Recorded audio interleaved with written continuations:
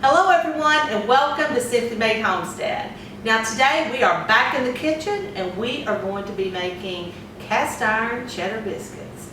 And the reason I call them cast iron cheddar biscuits because unless I just absolutely did not have any other choice, I wouldn't cook them in anything but a nice cast iron skillet. They just come out with this wonderful crispy, crusty outside and the cheesy, buttery goodness of the biscuit, and they are just absolutely delicious. Now, if you don't have a cast iron skillet and you're interested in one, I will leave a link in the description box below for you there. All right, now let's get started. I am using just a plain old stainless steel bowl. Any kind of mixing bowl you have will work just fine. I just like the stainless steel because they're really light and really easy to clean up. I used to love the glass bowls. They're just so heavy, you know? And the bigger the bowl, the heavier it is. And then I discovered these and I just love them. All right, we're gonna start with 2 cups of all-purpose flour. Now you see me kind of getting my flour up and dump it back out. I just like to kind of fluff it up a bit, you know?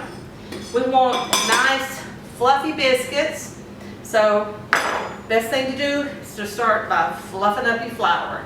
Kind of like, you know, because a lot of cakes and stuff, they tell you to sift it, and the reason they tell you to do that is to give it that light, airy texture. So we want to make nice, fluffy biscuits. Okay, so we have our 2 cups of all-purpose flour. We're going to add in 1 tablespoon of baking powder and 1 teaspoon of kosher salt. Now, you can use any kind of salt that you prefer. I enjoy cooking with kosher salt. Now, the one thing when I cook my caramel sauce, I only use sea salt because it's just a very mild flavor. The kosher salt is a much stronger flavor. So Himalayan salt, whatever you prefer, this is what you can use here. Now, if you use salted butter when you cook, you may want to take your salt back just a little bit in how much you add to this recipe because I do use unsalted butter. And then I just take my little whisk and kind of swish it around there, and it just, once again, it mixes everything together and makes it light and fluffy. Next, we're going to add 3/4 cup of shredded sharp cheddar cheese. I do like sharp. This is another place where you can put whatever kind of cheese in there that you really enjoy. I have 1/3 cup of unsalted butter, and then I use a grater. When I first started baking, I had to use a fork to like mash my butter up all in the flour to get it down to that pea size, and then I bought the little pastry, I don't know what you call it, the little pastry thingy where you can mix all the butter into the flour and get it down to its pea size. And then I saw somebody use a grater and I was sold because it's just so easy and quick.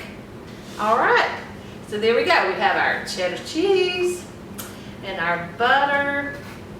And then you want to keep the butter was cold right out of the fridge. We want nice cold butter. This is when you're making pie crust and biscuits, things like that. You don't want warm butter. You don't want room temperature butter. So you want it nice and cold.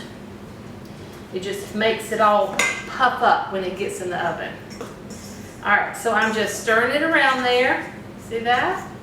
Coating the cheese and the butter with the flour and just getting it all mixed up. All right, the oven is preheating to 450 degrees. And now we're going to add our buttermilk to the mix. And you always need to be sure and shake up your buttermilk really good when you get it out of the refrigerator because it will separate. Now we are going to add 1 1/4 cup. First, I'm going to make a little well in the middle. And I'm going to eyeball the 1/4 cup, but that's okay.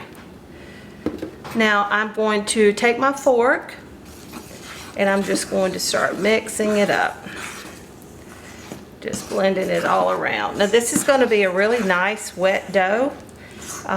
It won't be too sticky to handle, but it will be nice and moist. And I like to use a fork because I just kind of pull through the dough like that instead of just really, you know, beating the mess out of it. And it just, because we just want to incorporate everything together. We don't want to, if you mix it too much or you aren't supposed to ever, you may like knead your biscuits just a couple of times to kind of bring it together. But you don't ever want to knead your biscuits or anything like that, because the more you work it, the tougher it makes your biscuits. So we want to keep it nice and gentle.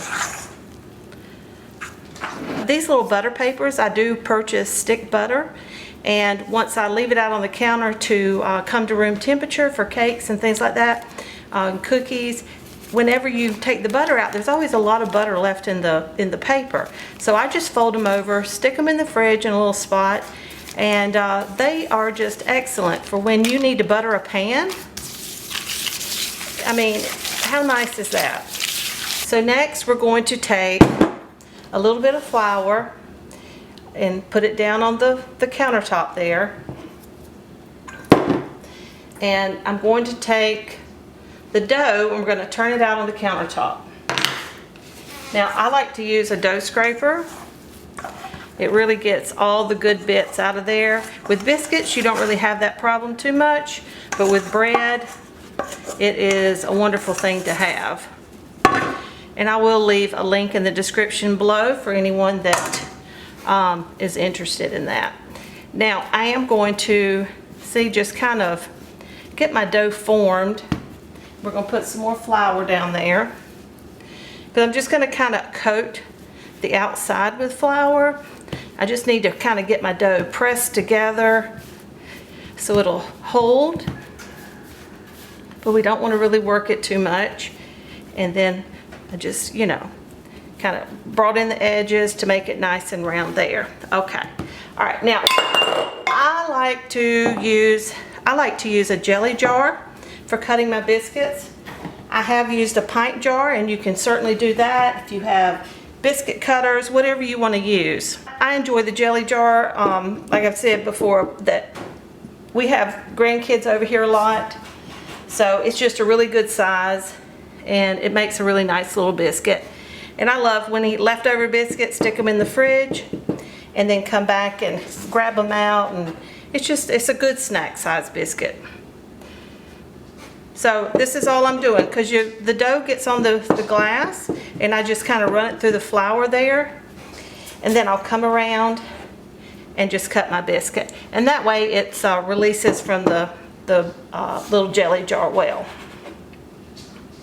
I have rolled out biscuits and done all that, but personally I like, and I don't mind rolling them out, but I like the rustic look of it, you know. I really enjoy the rustic look of on the edges of the biscuits. Sounds like our oven's ready. So we have this excess, so I'm just going to kind of pull it back together. I cannot wait for you guys to try this recipe. And when you do, I would love it if you could leave a comment below and just let me know how you liked it, because it is truly one of my family's favorites. We really enjoy them. Alright, let's see if I can pull these over together a little bit. And we'll get one more in over there and probably another one here in the middle. Ooh, sticky biscuits. See, and just add a little flour on the outside. When it gets sticky like that, shape it back around, and you are off and ready to go. And the best thing to do when biscuits are or anything is really sticky like that, try not to handle it too much, because the more you handle it, the more it sticks to you. So just put a little, depending on what you're working with, but like with the biscuits or bread, you can just add a little flour to your hands. Now this is going to be a big old biscuit right here. So we're going to put that one. We're going to move this little guy in the middle right there, and we're going to stick the big boy over there on the side. All right, now we're gonna stick this in the oven at 450 degrees, a preheated oven at 450 degrees, and we're gonna let it cook for about 10 minutes and then check on it and see how it goes. It typically takes about 12 to 15. All right, let's get it in there. They're out of the oven. You see those? They are absolutely beautiful. Look at all that cheese. Oh my gosh, the butter. They smell amazing. I have taken one out already and picked it up and nipping on it. It was so hot. But look at all that, the cheese and the butter in there and the crispy crust on the bottom. So good. So very, very good. Eating crumbs off the counter. All right, I think I'm gonna take some of this in there to my husband. Fix him up. Look at this. I want y'all to see that. You see that? It is so soft. It is so good, guys. It really is. I would not steer you wrong. Look how moist. So good. But what we're gonna do, we're gonna fix Papa Drew's up. We've got just a little bit of cowboy candy left in this jar right here. And he likes hot stuff. So we're gonna take him a little hot stuff in there. Yeah.